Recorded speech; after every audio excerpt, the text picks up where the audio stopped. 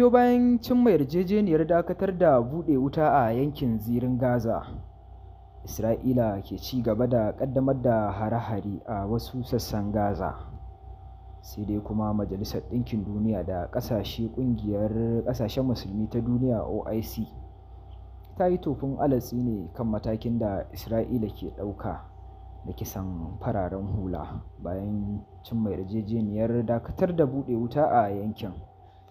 Tuni dai ƙungiyar Hamas ta bayyana cewa Isra'ila na ƙoƙarin katse yarjejeniyar dakatar da buɗe wuta da Amurka ta shiga da wasu ƙasashen Larabawa. Sai dai kuma Isra'ila ta bayyana cewa dakarun Hamas ne ke takalarta wajen kashe mata dakarun soji, inda ƙungiyar Hamas ta yi ikirarin cewa ƙungiyar na mutunta yarjejeniyar dakatar da buɗe wuta.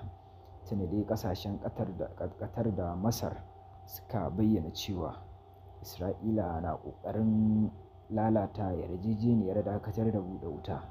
A yau Isra'ila ta kashe kimanin mutum 60 a wasu hare-hare da ta kai wasu yankuna da ke yankin zirin Gaza. Tuni dai ƙasashe mambobin ƙungiyar OIC suka bayyana cewa Isra'ila ta fice daga yarjejeniyar dakatar da buɗe wuta, inda ta ci gaba da kai hare-hare. Tuni dai wata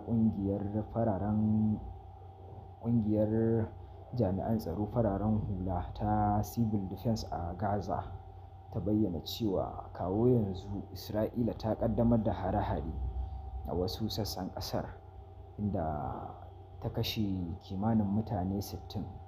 Majalisar Ɗinkin Duniya da Amurka sun buƙaci Isra'ila da ta mutunta yarjejeniyar dakatar da buɗe wuta.